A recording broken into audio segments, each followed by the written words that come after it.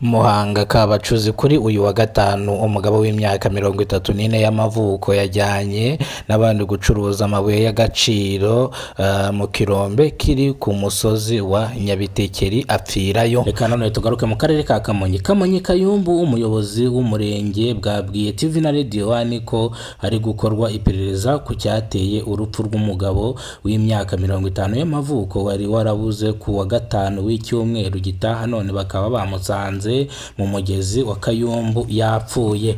Reka nanone tugaruke mu karere ka Kayonza mu murenge wa Rwinkwavu. Mu karere ka Kayonza abaturage baravuga ko umusaza w'imyaka 65 yaciwe ugutwi n'umukazana we amurumye ubwo barimo bapfa amakimbirane yo mu rugo. Reka nanone tugaruke mu karere ka Rulindo by'Imana, umugabo n'umusore batwikaga amakara biravugwa ko basinze bakarara hejuru y'ifuru y'ayo makara bari batwitse, umwe abyuka yapfuye muri rusange. Reka none dukomeze n'amakuru mu buryo burambuye. Yari incamake y'amakuru, reka tuze turambure amakuru mu buryo butandukanye. Turaza guhera ku kibazo cya mbere cyangwa ku ngingo ya mbere yo mu karere ka Muhanga Kabacuzi kuri uyu wa gatanu umugabo w'imyaka 34 y'amavuko yajyanye n'abandi gucuruza amabuye y'agaciro ahitwa Nyabitekeri apfirayo. Muri rusange bisobanuye ko yagiye kugurisha amabuye y'agaciro bikarangira bamwishe, aho yagambaniwe n'abasore bajyanye kugurisha amabuye y'agaciro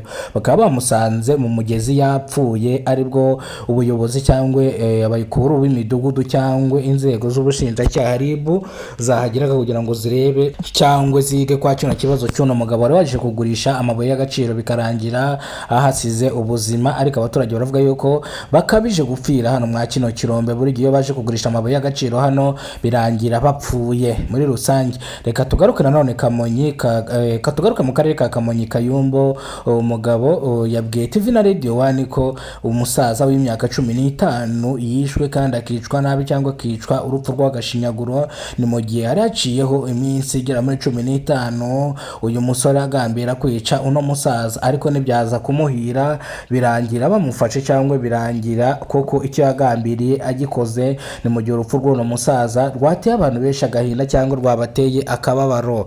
Nanone turongera dukomeze. Reka tugaruke ku kibazo cya gatatu cyo mu karere ka Kayonza, aho ari cyo kibazo cya gatatu cyangwa cya nyuma dusoza ino nkuru. Mu murenge wa Rwinkwavu mu karere ka Kayonza abaturage baravuga ko umusaza w'imyaka 65 yaciwe ugutwi n'umukazana we bapfa amakimbirane yo mu rugo. Ndagira ngo mbasobanure kino kintu. Uyu musaza ikintu apfa n'umukazana we, aya makimbirane ngiye ko yabasobanura kugira ngo muyamenye mwumve ijambo kurindi, namwe bakazana muri kureba bino bintu mutazajya mubikorera basobukwe banyu. Ni mu gihe no musaza ngo yajyaga gushukura cyangwa kurekereza, mu gihe no mukazana bagatetse inyama akahava aziriye. Ariko ni mu gihe umwana w'uno musaza yavugaga yuko papa we ndetse bajye bateka ave mu rugo ariye muri rusange. Ni mu gihe umuhungu we aba bishyigiye cyangwa abashaka yuko papa we arya mu rugo, ariko umugore we niyemere ko umusaza arya mu rugo ngo nagasuzuguro ngo kandi ngo kamwe gakabije cyane. Ngo niyo mpamvu aya makimbirane yahereye ko birangira uno mukazana arumye nyirabukwe amuruma ugutwi muri rusange, aribyo bita umuvumo cyangwa kuvuga yuko uno mukobwa atarezwe cyangwa nta muco agira muri rusange. Rero iyo ari Kidasamura TV kuri Kidasamura TV Rwanda. Munyarwandakazi niba ubwambere ugeze ku numero tubica no Kidasamura Movie, ndakurarikira gukora subscribe kugira ngo ujye ubona amakuru n'ibiganiro bihoraho kuri Kidasamura TV Rwanda. Murakoze cyane. Kidasamura yazanye ivugurura rishyashya cyangwa yazanye impinduka cyangwa yazanye impinduka mu biganiro agiye kujya akora. Impinduka yaje mu biganiro iragira ati YouTube yatureze yuko tutajye tugomba gukoresha amashusho y'abantu kereka abatanga ubuhamya, ariko gukamera amashusho y'abantu kashyira kuri YouTube utabisabiye uburenganzira bisigaye bihanwa. No mpamvu Kidasamura yaje gushyiraho ibintu muri kubona kuri kamera zanyu. Aya ni amategeko ya YouTube mashyashya yashyizeho ku wa gatanu ku itariki 7 z'ukwezi kwa gatanu mwaka wa 2025. Aya mategeko mashyashya kandi tugomba kuyubahiriza kugira ngo bataduhagarikira monetize cyangwa batatwambura recommendation. Abantu mutazi recommendation za YouTube kurebwa nka kuri atwohereza video mukahita mubona notification.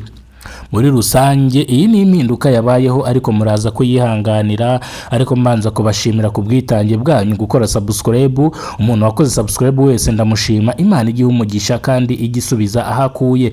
Murakoze cyane kidasamura ibiganiro, murahurira nawe ku kiganiro cya kabiri step by step. Murakoze cyane, Imana ibarinde ubuzima buzira umuze, umugisha n'ibindi bitandukanye.